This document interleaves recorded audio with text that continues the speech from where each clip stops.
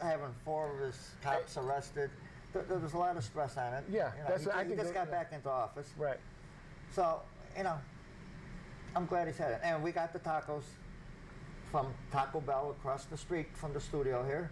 Jose, the manager, was generous enough to work with us, and Steph was our delivery girl, and these are here for the mayor of East Haven. I'm going to try to have him on as a guest. That would be nice. That would be great. So that's 1 week you probably won't be on. If I can get him to come on. But, we got to be politically correct. We can't offend somebody. I'm offended that I can't offend. Yeah, right. Yep. So that's what we got to say about the tacos. Yeah. Anybody wants to call up, and if you don't agree with what I said, want to call up?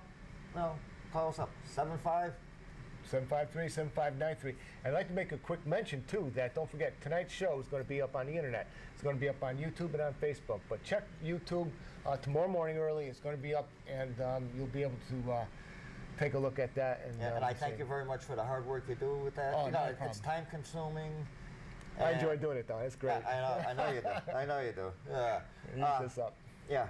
It's the more people that get to see the show. Yeah, And if we teach somebody one thing, if somebody right now thinks about what I was talking about, a fireplace. Right. Fire safety. Well, common sense goes a long way. It saves your life. Yeah. But, if we help one person. That's right. Okay, and my other pet peeve, candles. Oh, yeah. We know how much you love candles, Joe. They should be outlawed. I know. People say, well, what happens if the power goes out? Get a flashlight. Yeah, that's what we got. Use a flashlight. Yeah. They say, well, batteries cost money. Well, so do candles. Yeah. Candles can cost even more than batteries. Those are expensive wherever you go to get them, Yeah, right. Give them away. Okay. I'm off on 17 different things here now. Okay. Yesterday, I was happy to be part of the field trip at the former Chase Brass Complex on Thomaston Avenue. The city of Waterbury recently acquired the place, and we also did a tour over at Municipal Stadium. You'll see their Republican Alderman Frank Burgio and Democrat Alderman Ernie Brunelli. Most of the aldermen were there. But it was like a 4-hour day, and Mayor Neil O'Leary, he's new in office, but he inherited a lot of stuff, and he's, like you said, it's a learning experience for what he's doing, and he was never an incumbent in a mayoral position, so I mean, you got to learn, like you say, as you go. Yeah. He was elected as a Board of Education member, right? But there's a big difference between being on the Board of Ed and being the mayor, and he knows how tight money is for the city, for the taxpayers. So he wants to take this complex and make it into the public works place, like it was started under the Mike Jargeris thing. But the price is going up. It's a perfect spot. I think it is a good spot. But if the price is going up and up, he's researching. He's looking at the old McDermott place over on East Aurora Street. They might be using that, whatever's cheaper. And he just wants to save the money. He doesn't want to jump into it. And we do need a public works facility though, and because right now we're using rented space. The street department, the fire department, the repair garage, it's on East Aurora Street too, right down the street from the water department.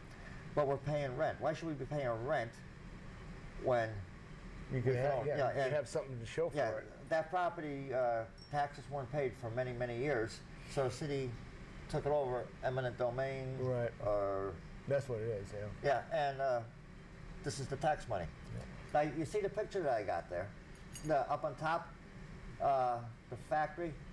That would be good for the fire department. Make that a training facility. All the windows are out. You could use that for ladders, or ladder work. And the small little building next to it could be like the administrative office for the fire department training division.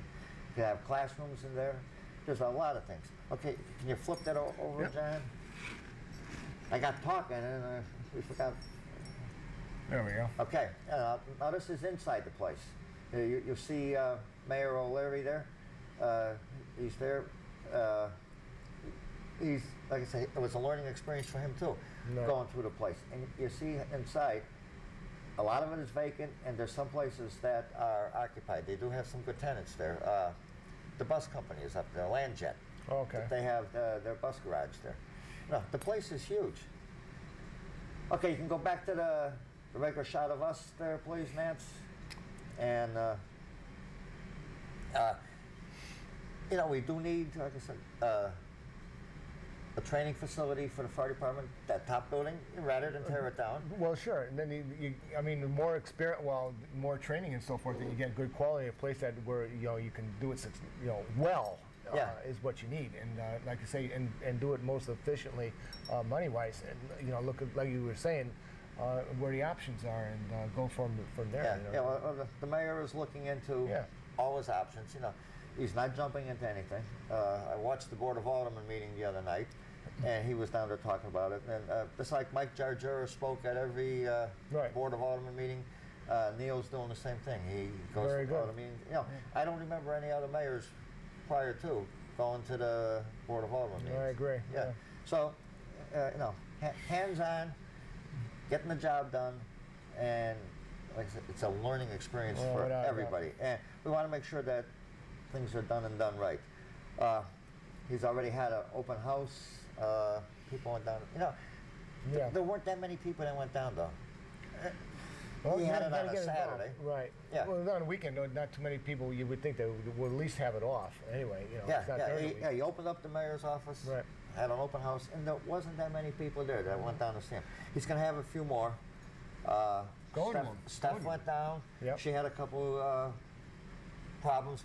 Right. She was on my show, and we talked about it last week. And he listened to it, and we'll see what's going to happen from there. It's a deal. I think people think that it's easier to complain, but why don't they go and try to do something about it? Yeah. Okay, when Neil was on my show, he and I were talking about it.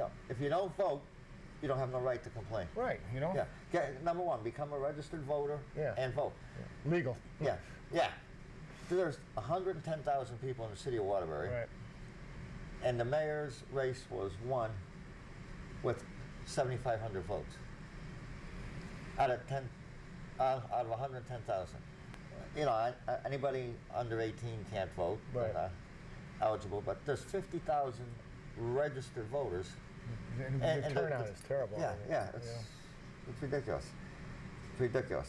But get involved. In fact, we're going to have a primary coming up, the presidential primary. Oh, that's going to be interesting. I got some folks in Semborum, I think, on my view, it means nothing. Nothing. Just an opinion. He would be my first choice. Second for me, just a view, it would be Ron Paul, and then, if not him, then Newt Gingrich. It's going to be interesting who we see on this GOP who's going to get it. None of them are spectacular candidates. I know what you mean. Yeah. I know. Yeah. Take a little bit of each one of them, and you probably got. But I know. Each guy by themselves. There's no, like, Obama might get reelected. I know, that's what Tommy was saying. He might get reelected by almost like by default because there's nobody else. Well, there's nobody else good to put up. Anybody got an opinion on that? 753-7593. Give us a call. Who would you like to see as the Republican candidate for president? Yeah. And but there's nobody that's. No. Like Romney, I'm not a Mitt Romney fan myself, but whichever, I think he's too rich. He can't relate to that's what it is. To the working man like you and me and Tom Morris and everybody else.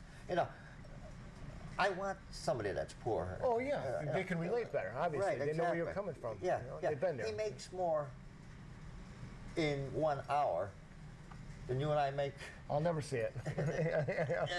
in a year, probably. Like even when they had the election last year here in Connecticut, it's all millionaires. Okay, Tom Foley, he was the Republican. Another millionaire. Dick Blumenthal, millionaire. Yeah. You know, and they're all from down. They were all